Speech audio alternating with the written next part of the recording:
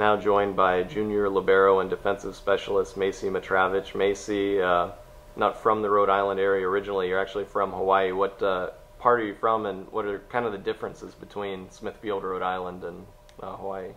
I'm from Waimanalo, and it is on the island of Oahu. That is the same island that the capital is on. And the biggest difference for me is probably the weather and the people. The weather, it's obviously warmer in Hawaii all year round. And here in Smithfield, there's just a different mix of cultures compared to Hawaii, which is predominantly Hawaiian and Asian. Yeah, and I imagine accents, especially the accents of your coaches, is a little bit of a culture shock for you. Yeah, my senior year of high school, when I was just starting to talk to them, the first few phone calls, I couldn't understand a thing Ted or Teresa were saying to me. I would just like, haha, yeah, okay, and just kind of went along with everything, but I finally caught on to it.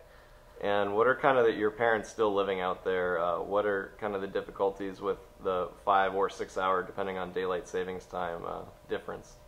A lot of it would probably be communication.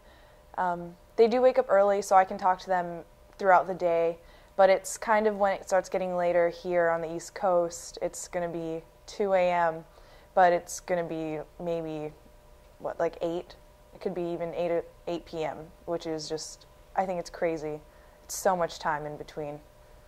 And as far as on the court for volleyball this season, you started out as libero and then ended up being Elena Lohr that took that position toward the second half of the year. What are kinds of the things that you have to do when you're not starting and, coming off the bench and being a defensive specialist, and things you do in practice? Because, obviously you're an upperclassman right now.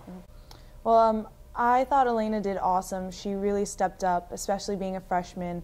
And I know that I did struggle some with my serves, and it was tough actually being subbed out the first few parts, but that's when I realized you can't just let that get you down. You got to keep playing, keep working hard at practice, because I know I'm a great DS, so helping the hitters on the other side of the court, helping them play smarter, helping the people on my side play better too. I think it made us all better in the end. And next year, you're going to be one of 3 seniors on the volleyball team. How do you kind of transition into that leadership role? I'm actually really excited.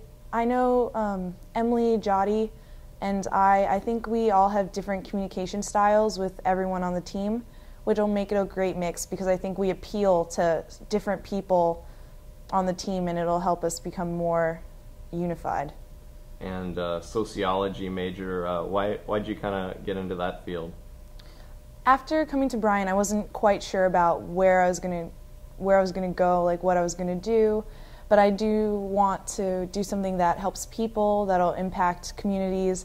So I decided to do sociology and service learning, and I'm hoping that after school I can continue into maybe education.